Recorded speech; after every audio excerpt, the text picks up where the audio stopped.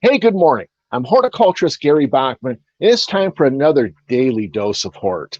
It's a gorgeous day here in Ocean Springs. You can see behind me, I'm on the back porch here at the Urban Nano Farm, and it's just bright, sunshiny, just gorgeous fall day. And I have to tell you that this month of October has really been kind of doing what I really like to do is to get out and talk to gardeners and help people and just enjoy gardening. Last week was the modified Fall Flower and Garden Fest in Crystal Springs.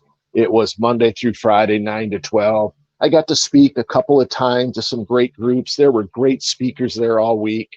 Hopefully, once we can get farther down the road with everything that's going on, that we can kind of get back to a normal Fall Flower and Garden Fest, because that is such a great fall event that we host at Truck Crops branch station in Crystal Springs. Talked to a couple of great garden clubs this week. The Garden Clubs of America Natchez chapter in Natchez on Wednesday morning. Fun with that group. Yesterday was the Simply Southern Garden Club. And with that group, the Simply Southern, I talked about heirloom tomatoes and just what the heck is an heirloom tomato. And so today I have got a great giveaway. It's not, it's not going to be a manufactured product. It's going to be selected packets of heirloom tomato seeds from my garden. Seeds that I have been collecting through the years and maintaining the genetics of some really neat and cool heirloom tomato that we can grow in our gardens here in Mississippi. Hey, Tammy, good morning. Good to have you with us this morning. And so Ellen's going to put up the question. And I want to let everybody know is, early in the in today's Ask Me Anything. But if you want to get in on the to get that heirloom tomato seed prize, then here's what I want you to do in the comments, along with all your great questions. Okay, I still want all the questions, but I want you to tell me and the rest of Southern Gardening Nation, why do you want to grow heirloom tomatoes? What do heirloom tomatoes bring to the garden, bring to the harvest that you really want to have? And I'm going to randomly pick the winner of that, and it will be a selection of great heirloom tomatoes that some of these I've been growing for more than 15 years and saving the seed. And as we get through a little bit farther in today, I'll remind everybody again, and I'll tell you the 6 varieties the seeds that I am going to send. One of the things I wanted to start off with was addressing some of the questions I've been getting over the last couple of weeks. One has been here, and I've actually got props today. I've been getting people sending me pictures of this, and we're seeing this question asked on a lot of the gardening social media pages. But what is this gorgeous purple berried plant that we see? It's like they just popped up all of a sudden, and it's so beautiful. And are the berries edible? Well, this is a Mississippi native. It's native all over the East Coast and all through the Southeast. But this is American beautyberry. This is Calicarpa americana. And, it's just let's just face it, it's a green bush through the year, but in September, October, the berries ripen and you get these beautiful clusters. Let me put that a little closer here so you can see that. Beautiful clusters. And as far as the question about are they edible, now I have never done this, but there's lots of recipes for beautyberry jelly. And I can imagine that this just makes a gorgeous lavender purple jelly that, and people have told me they've made it and it is delicious. Another thing about American Beautyberry, it's supposed to have anti-mosquito type properties as far as rubbing the leaves on your skin, and you can smell it, and it's kind of spicy. I would always not just go all out and do everything. Try a small spot, because you might be allergic to the oils that are in here. But American Beautyberry. When I was in Natchez this week, I also collected some. Here, I'll just say I took all the berries off the cuttings, because I stuck the cuttings already. But there's a white beautyberry, American Beautyberry with white berries. There's one that was found in East Texas called Welch's Pink. It has pink berries, still American Beautyberry. It's a fantastic native shrub that you can have in your garden and landscape. My goodness, here I've been talking, and look at all these questions we've got already. Dean Palm, my jasmine didn't bloom this year. What went wrong? Do I need to cut it back in the winter? I'm about 15 miles north of Savannah, Georgia. Now, good question. A lot of the answers I've been giving to questions like this have been weather related. That it was just this is just a horrendous, it's looking into the winter coming into spring, and it's been so hot. We had that extreme freeze in the wintertime. I don't know how cold it got there north of Savannah, but maybe there was cold issues. I'm just going to default and blame Mother Nature. I think she deserves some of the blame for what we've been going through this year. But what I'll do, Dean, I'll take a look and see if I can, ferret out some more information for you. So, and I'll send that to you. So, babes, thanks for that question. And Dean likes his heirlooms bring more flavor to the table. Yes, they do. Here in Brittany, here, send all your questions to Brittany. She makes the beautyberry jelly, and it tastes like grape. Okay. And Tammy, I don't think I've seen any of those. Are you talking about the white and the pink beautyberry, or just the regular beautyberry? Other questions we've been getting here, and I've got a whole list here. One has come up several times. Do we keep the hummingbird feeders out? Here at Ocean Springs at the Nano Farm, we still have the hummingbird feeders out. It's been about a week since we've seen any. Coming up into maybe the last 10 days ago, we had a lot of activity, and the hummingbirds were actually kind of being nice to each other, and we were seeing multiple birds at the feeders, which is an indication that they're getting ready for that flight south. But do we keep them up? Yeah. There's no harm in keeping feeders up. You're not going to encourage hummingbirds to hang around your house all winter long by keeping the feeders up. The feeders just are as an easy way to help the birds get enough energy for that flight, because they're going to make that flight across the Gulf of Mexico, whether your feeders are up or not. So you're not going to keep them here, but I would keep them up just in case there's some scragglers coming along, folks that just want, birds that are, flying to their own beat. So go ahead and do that. Now, Jimmy has a question. It's got rust spots on fig leaves.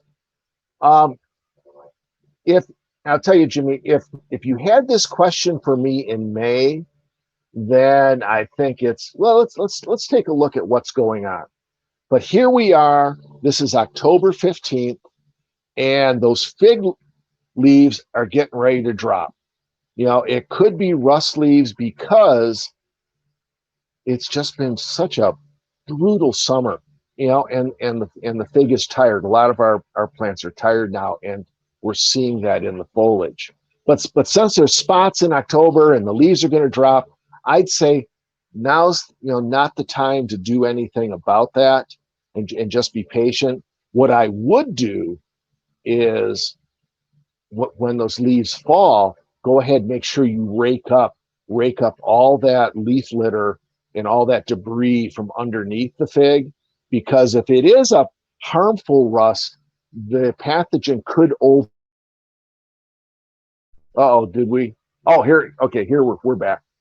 The pathogen could overwinter in that leaf litter and then cause problems next spring. So that's what I would do right now. I'd clean up under it and just be patient and see what happens in the springtime. Okay, so Dean's got back to us.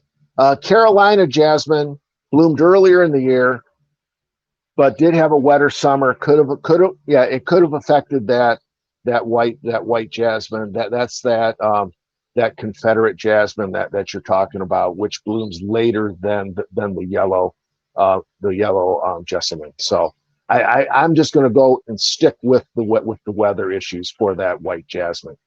And Paula has commented, just saw a hummer in DeSoto County. Hey, that means they're still coming south. They're still moving. So keep those hummingbird feeders up. Hang on a second. I have to turn off a notification here. There we go.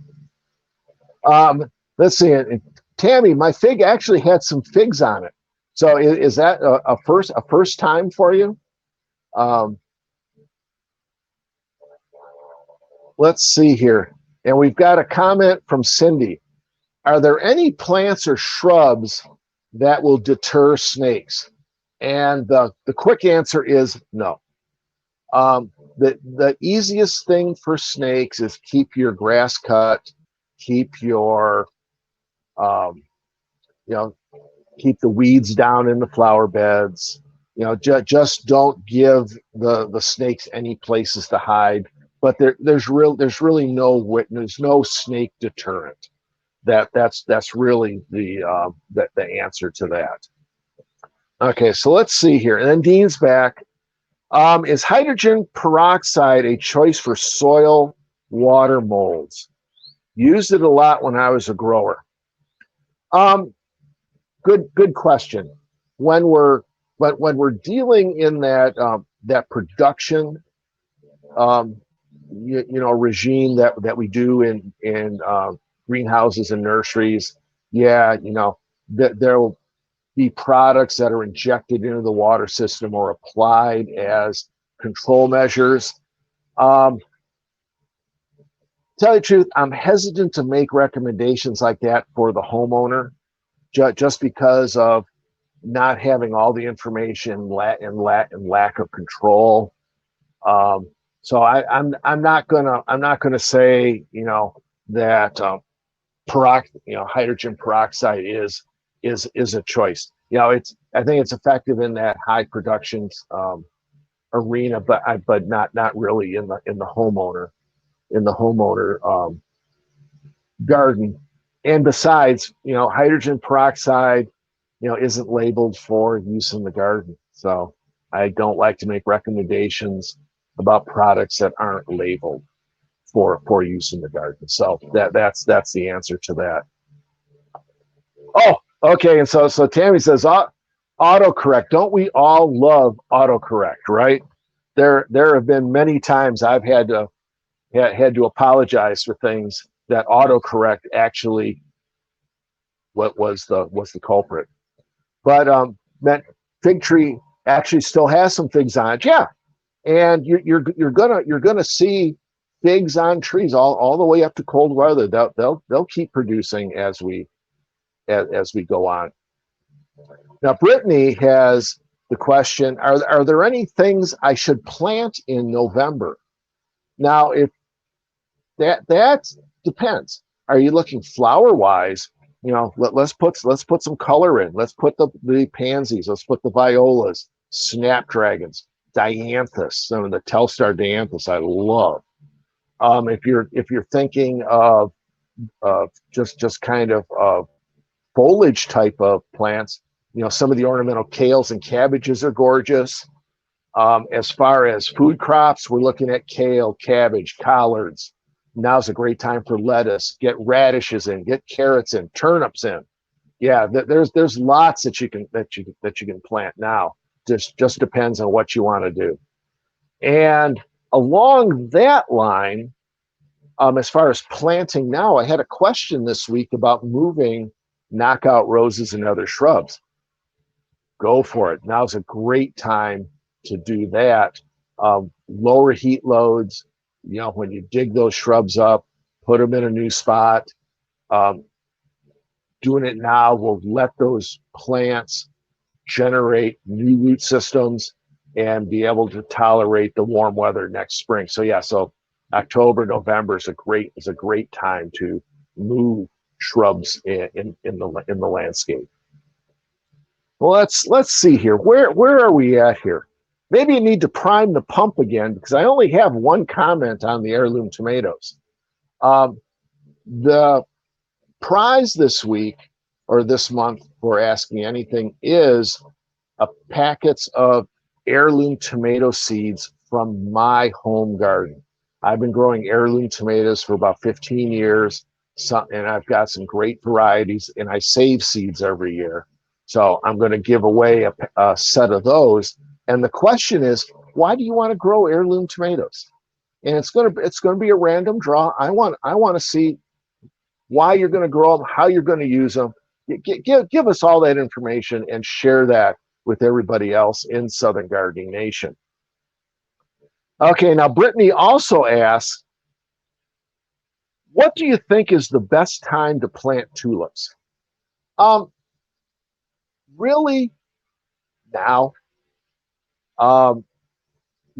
Traditionally, I know from growing up north, we plant in the fall. They're going to be up in the spring. Tulips here in the south are a little bit of a dicey, and they're almost like an annual. So I don't think you can go wrong planting now, November, December, as long as you're buying bulbs that have been pre-cooled. We don't get cold enough temperatures to cool the bulbs in the ground. So you buy pre-cooled bulbs, plant them, they'll come up in flower, enjoy them. Maybe they come back the next year, maybe they don't. But I think that would be an opportunity to grow some tulips as an annual crop. And why not? They're gorgeous, right? So Sue Wessing is asking the question, what is the advantage of heirloom tomatoes? How are they resistant to disease? Well, I'm going to take the second part of that first, Sue. Let's face it, heirloom tomatoes are not hybridized.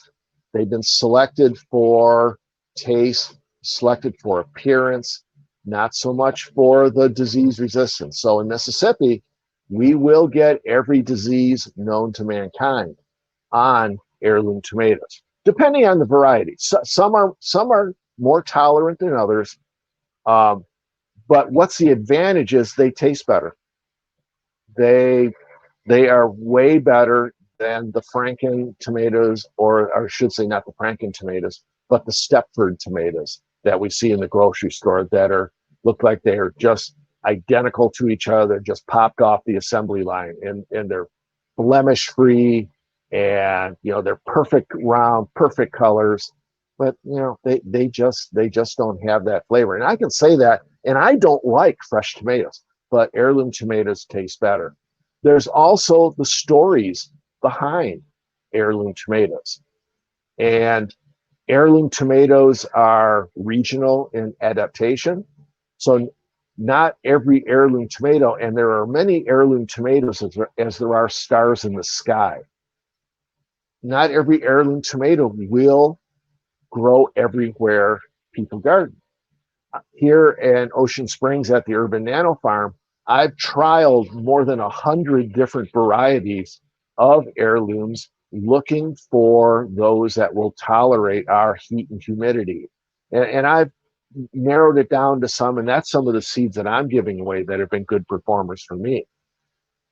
And then a great example of why they're called heirlooms, we can look at the Nebraska wedding tomato. It's kind of a yellowish tomato that was selected originally in the Nebraska area of the country. Big difference than our environment here in Mississippi. And I've tried the Nebraska wedding tomato, and Hang on a second. I'm getting confused here. I am gonna do. There we go. I've got my phone camera here that I'm talking to, but I also had my laptop is sitting here, and I was getting two pictures back and forth on me, so I had to turn the camera off.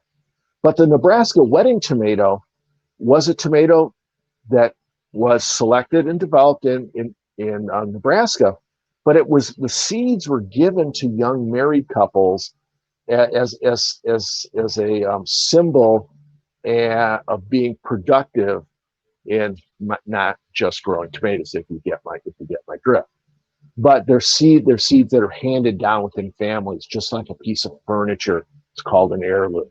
Okay, there's more to it. Maybe one of the daily doses, or one of these Ask Me Anything, I'll go into heirloom tomatoes a little more. But it's not that they're so much better disease resistance or anything like that. It's just that they're a better tasting tomato. That's the main thing. Okay, I have to go way up into the comments are all just flying in now. And let's see, Dean Palm, we had a copperhead under one of my earth boxes when my son-in-law, when he was moving them. Be careful. Yeah, that's true. With anything that you're doing out in the garden, if you've got to pick something up, don't pick it up so it opens up to you. Always pick it up so the opening is away from you, just in case there's a critter in there. I had and you'll like this earlier this spring, I was replacing the plastic covers on earth boxes, and I pulled the cover off, and luckily I pulled it away from myself, but underneath that there was a snake.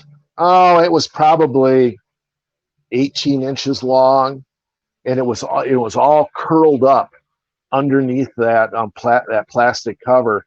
And he saw me, I saw it. We went two different directions, and my wife was out in the yard. She goes, "What in the heck is going on?" I'm just saying, like, the snake. So yeah, you always have to be careful with picking stuff up. No doubt about that. Okay, so now here we got a tomato question from Robin. Why are my tomatoes growing so slow? Planted early September as plants. Now it depends. When you're talking about growing slow, is it producing flowers, or just the plants aren't growing very much? One of the things, and also, are they determinants or indeterminants? One of the things that we have to realize what's going on here when we're growing a fall tomato crop is day lengths are getting shorter, so there's not as much sun, and also temperatures are falling. And that is kind of a double-edged sword for the plant's physiological processes. Less sunlight means photosynthesis doesn't run as long and doesn't produce as much sugar, and lower temperatures also slow down the metabolic processes. We did a study several years ago of heirloom tomatoes in the fall, and we had inadvertently chosen all indeterminate tomatoes, which indeterminates are the ones that just keep growing and growing and growing. As we got into the fall, yeah, tomatoes were produced, but they never ripened. And what we hypothesize, and this makes perfect sense to me, is with decreasing sunlight, decreasing temperatures, that means the plant is fighting with itself, trying to grow vegetatively, more leaf growth, with the reproductive growth, fruit production, which is very energy heavy. And there just wasn't enough sugars being made by photosynthesis. On the flip side, that same year, we were growing some determinate tomatoes in a different location. They produced fine because there wasn't that fight for vegetative versus reproductive growth. So that could be one of the things. I know my fall tomatoes, I transplanted those, I think it was like August 18th, and they're in earth boxes on the ground. And my plants, most of them are about head high, which is about where I want them, and they're flowering and producing fruit. So Robin, it could be a timing thing. It could be a type of tomato that you're growing. Um, send me some pictures. Send it to my email, southerngardening@msstate.edu. Let me take a look at some pictures and maybe I can glean something from that if you'll do that. Okay. Okay, so here we go. So now Jimmy's got the question. Your thought on early girl and Cherokee purple plants on the Gulf Coast. Now, I'll tell you, Jimmy, Cherokee purple is a fantastic heirloom tomato. And it is in the group of tomatoes that I grow in the springtime. Cherokee purple is indeterminate. So in the springtime, days are getting longer, temperatures are rising, plants making a lot of photosynthase, a lot of sugars. It's a good producer. It is not a good producer in the fall. We've tried that for those reasons I just talked about with Robin. And then early girl, I don't ever remember if I've grown early girl. I'm assuming it's probably, a 60, 65 day tomato. So it ripens earlier. I don't know if it's determinate or indeterminate, but just from the name, I would definitely plant that in the springtime and get some tomatoes before it starts getting too hot. I do that. I do that with a variety of tomatoes called Siberian. They're a 50-day tomato, and I can get those out in the early spring and be harvesting tomatoes in April. So look up early girl. If it's determinate, great. I think go fall. If it's indeterminate, I think it would be a spring tomato. But I'll look that up too, and we'll see what. Okay, let's see here. Susan, looking forward to the cool front tomorrow and the start of a small, yes, absolutely, Susan. Get the lettuce in. To tell you the truth, I've got lettuce transplants that I seeded, probably 21 days ago that are going out in the garden this week. We got picked up some romaine transplants at the nursery last week. We already put those out. So yeah, it is go time for that kind of planting. And I'm looking forward to the cool snap too. Okay, Robin now is asking, best time to plant carrot seeds now. You can do carrots now, and even when it starts getting cooler, they'll germinate, they'll grow slower, but do it now. I planted carrot seeds about a month ago, and the little plants are up. They're up about an inch now, but you can see that they're carrots, and they're going to be producing. I'll be planting some more, do succession plantings so they all don't come in at one time. Along those lines, if you're going to do radishes, go ahead and do radishes now too. We do radishes now all the way through spring. So that's something to do. Okay, so Dean has lots of questions today, and that's fantastic. I like that. We have some cannas in our landscape. When's a good time to divide them? We're new to the area, about a year from Ohio, and trying to get on into the southern schedule. Hey, Dean, I understand that. I went to Ohio State a billion years ago, and yeah, it is different environment down here. Cannas, it depends. If the cannas are getting crowded, you could go ahead and you could start dividing them now. Digging those rhizomes up, cutting the leaves off, and go ahead and replanting them. I don't think you need to do that every year. That's maybe every 2 or 3 year task. I would just wait for them to look like they're starting to get crowded. That 2 to 3 year schedule would probably work pretty well. So, and let's see, Carolyn loves growing heirloom tomatoes, better taste. And you know what that means? Let's see. That means Carolyn's in the running for seeds. So if you want to get it, if you want a chance for the heirloom tomato seeds from my garden, let's hear why you want to grow heirloom tomatoes. And Brittany, heirloom tomatoes that are passed down rarely fail and are super tasty. You got it, girl. My heirlooms crack so bad and I water every day. Yeah, now here, Marilyn, that's one of the things. Heirloom tomatoes, will crack. You know, we see a lot of the improved hybrids that has been bred out of the heirloom tomatoes. Some of that cracking is just the nature of the game. One of the things that you can do to alleviate the cracking in heirloom tomatoes, and I should say we can call them radial cracking, which is kind of in a circle, like around the circumference of the heirloom, right up at the top at the stem end, or we can get longitudinal that kind of crack down the sides of the tomato.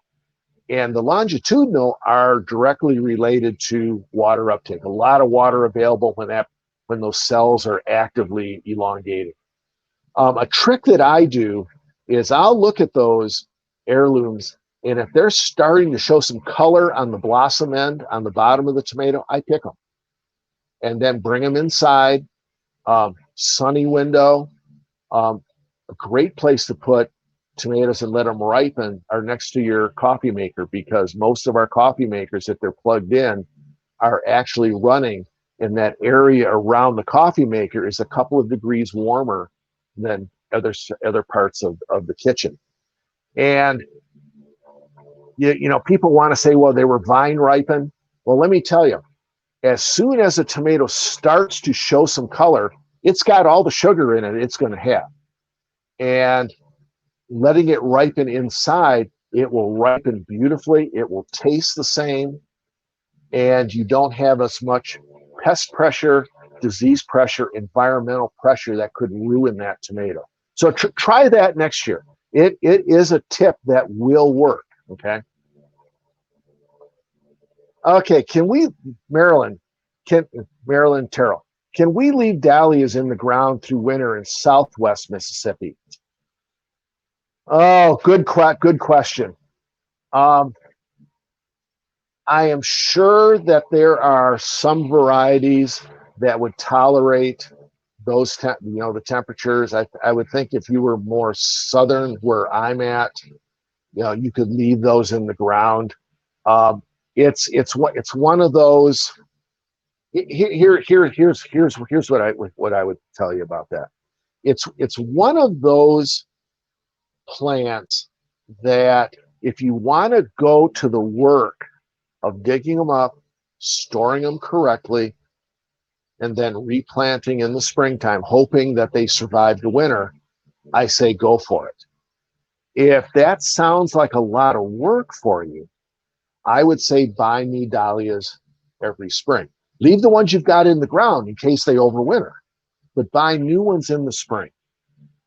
It takes a lot of the worry away. Now, that what if you go through all that work and they don't come back, and then you worry about, well, what the heck did I do wrong?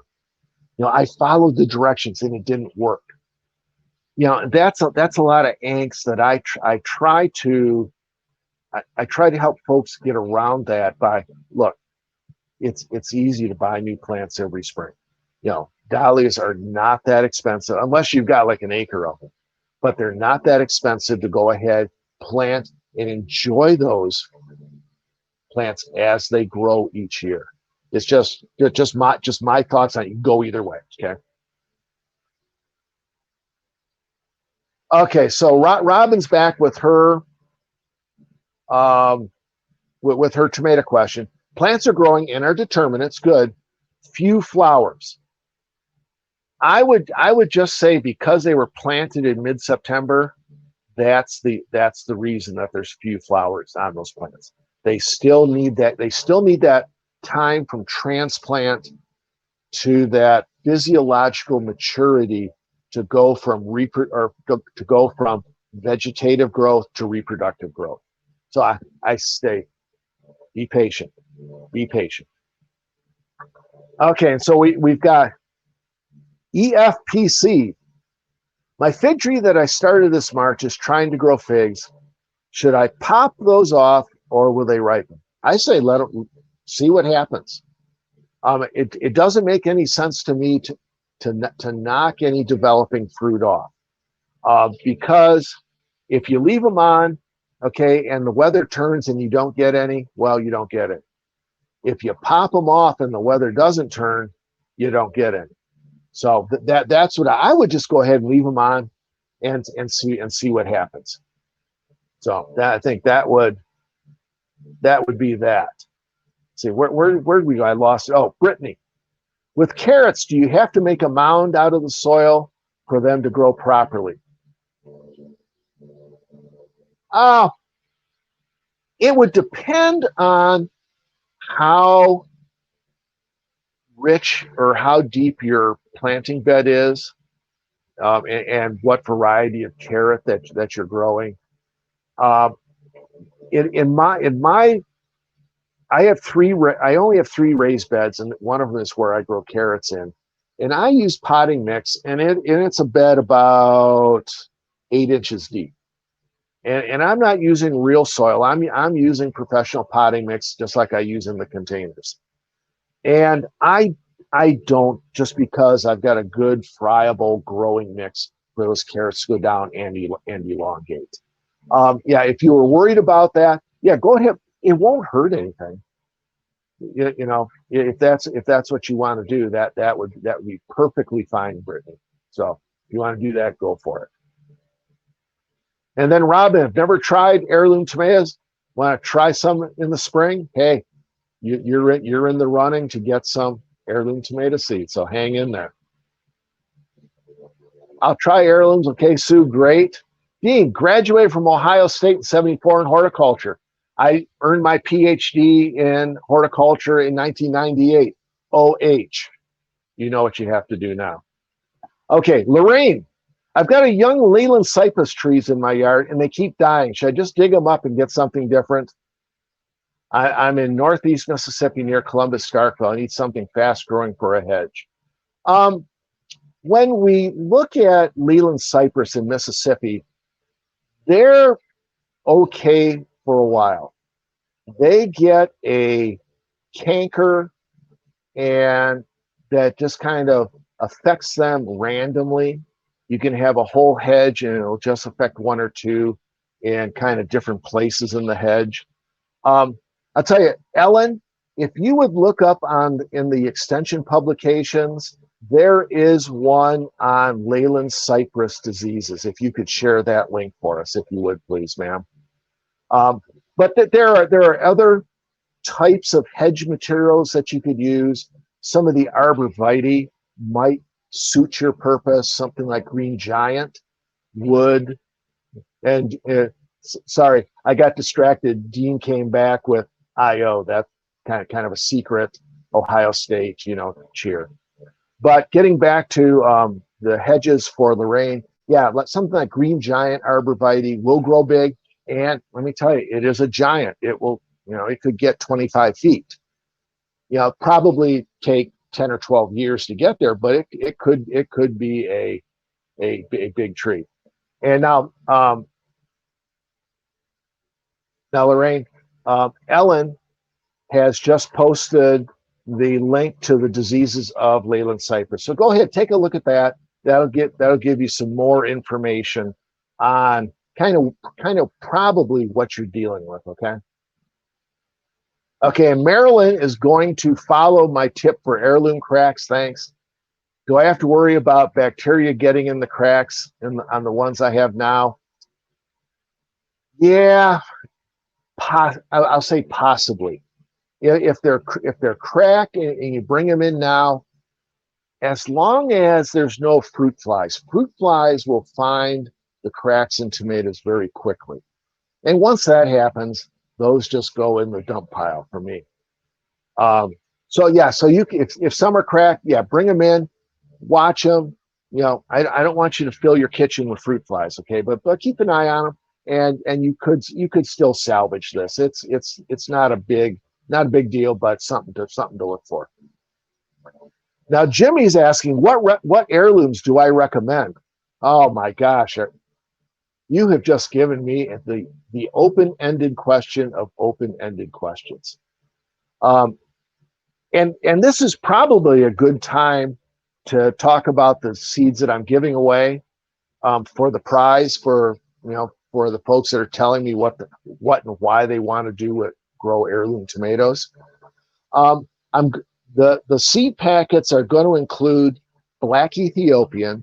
It's an indeterminate mahogany brown, green shoulder, about 3 to 4 ounce tomato. The first year I grew that was 2009, and a single plant had 100 tomatoes on it at 3 to 4 ounces a piece. That's a lot of tomatoes off one plant. Another indeterminate is Angora Super Sweet. It's a cherry type heirloom indeterminate, and then Cherokee Purple indeterminate. The other three are going to be determinate tomatoes. Black Seaman, it is a mahogany brown, green shoulder, about 10-ounce tomato on determinate plants. Homestead, which is a red tomato, and it was developed in Homestead, Florida in 1954. And it is probably the most disease-resistant heirloom that I grow in my garden every year. When other plants are just defoliating, Homestead maintains that gorgeous green plant with lots of big tomatoes. And then the last one that I'm going to put in the packet is one that's called Orange Blossom. This seed was originally given to me by a home gardener when we lived up in Bloomington, Illinois. And that we lived there we left there in 07, so let's just do it that way. So I've been growing this tomato since about 2005, saving the seeds every year. So this is one I've been growing, 16 years now, and saving the seed. And it is a beautiful, and it's orange all the way through the fruit, no white in the center. It is beautiful. So those are the six that I grow. Other ones that I grow are 4th of July is a heirloom. Other heirlooms, something like Rutgers is a red tomato that's fairly early. Now I said it was the open-ended question. Open-ended questions. Now I'm just lost. But those are the type of tomatoes that I grow. Okay, so Linda Duncan, how much water do hydrangeas need? If you're talking now, not as much as they needed, June, July, and August. It's kind of what you have to do. You have to watch the plants, and you don't want to water too much, because overwatering and the hydrangeas can start looking wilty, and you can then, if they're wilting, I got to put more water in, and you can create some problems with that.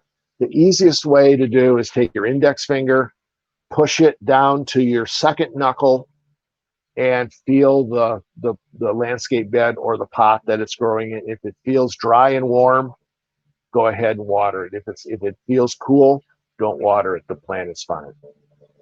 And then Brittany's asked, how do you save seeds?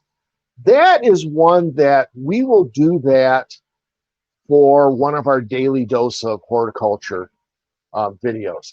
And for those of you that don't know about the daily dose, it's videos that my wife and I started last year in response to staying home with the pandemic, where I was giving tips and tricks of growing plants in my home garden.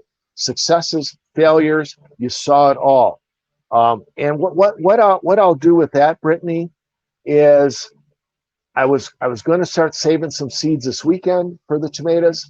I'll get Kate. We'll go out. We'll do a new daily dose of hort video on how we save tomato seeds. How does that sound? So thanks for that question. And Marilyn, FYI, I have a pepper on my dwarf Tabasco from the seeds you sent. Yeah, Maryland was one of the lucky winners last year that I gave away seed from a dwarf Tabasco tomato or pepper plant that I had, and so I'm glad that they're growing, that you're getting some fruit. Okay, Marilyn, about how big is the plant? I want to know if it still maintained its dwarf size. Tammy asked, should I cut off the dead hydrangea blooms now? Yeah, you could clean up the plant. Some people like those hydrangea blooms as they dry and age. They'll they'll change colors and they add some ornamental value. But if you don't like them, yeah, go ahead and prune them back. That would be fine. And then Deans, what's the proper way to save seeds as far as preparing them and storage requirements? As far as storage requirements, I store dry at room temperature. I don't see the need of putting in the freezer or the fridge. As far as proper way to save seeds, I'll post the video on that and how we do it and kind of go step by step, starting in the initial stage. So we'll just do it like that. So you're welcome, Brittany. Yeah, and Sharon Rogers, great. I need a video on saving seeds. So listen, you're going to get it, okay? And Dean, love the daily dose. Listen every day. Hey, listen, Dean, thanks. Tell all your friends about the daily dose of Hort, and we'll continue to grow that. And okay, so here Marilyn is saying her Tabasco pepper plants are 8 inches tall, dwarf. My Tabasco pepper plants the normal ones I grew this year were this big. So yeah, I'm glad that those dwarf characteristics carried over. And then Brittany, as she cuts her, the hydrangea flowers, great way to use those.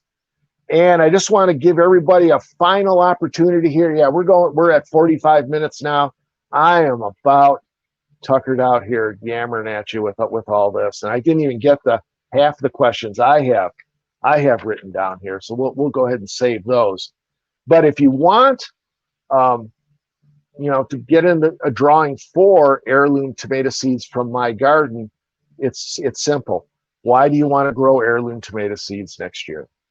And I'll send a pack of 6 different heirloom tomato seeds.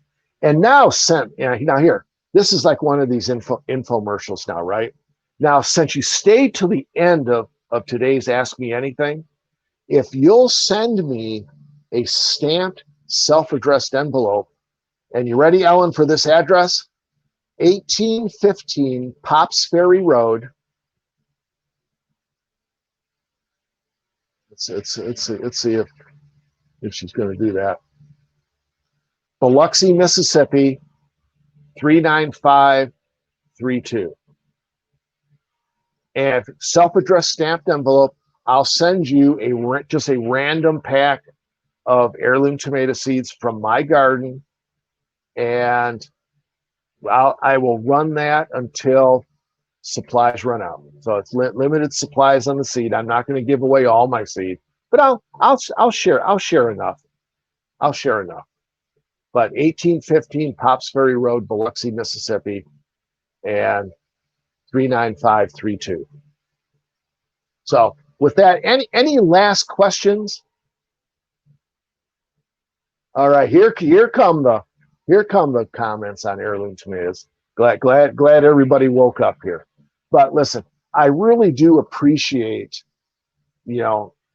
everybody that tunes in live for this. We'll get a bunch of people tune in through the weekend, and I enjoy helping people be successful in the landscape and garden. And you contact me anytime. The best way is Southern Gardening at msstate.edu. We can do Messenger on Facebook, but share what we're doing with Southern Gardening to your friends and neighbors, to your gardening pals. Help us grow Southern Gardening Nation. And we've been doing that a lot over the last couple of years, getting out more and more with more information. I think information that's relatable to the homeowner as far as being successful. So with that, I'm going to say thanks a lot, guys. Stay tuned for Daily Dose of Hort. I owe you one of finishing up my irrigation project that I started last weekend. We'll post that later today or tomorrow. And Kate and I will be producing some new ones over the weekend to share during the next week. So listen, thanks. Have a great weekend. Get out in the garden, get to the garden centers, support the industry, make your garden beautiful and productive. So we'll see you next time. Thanks a lot.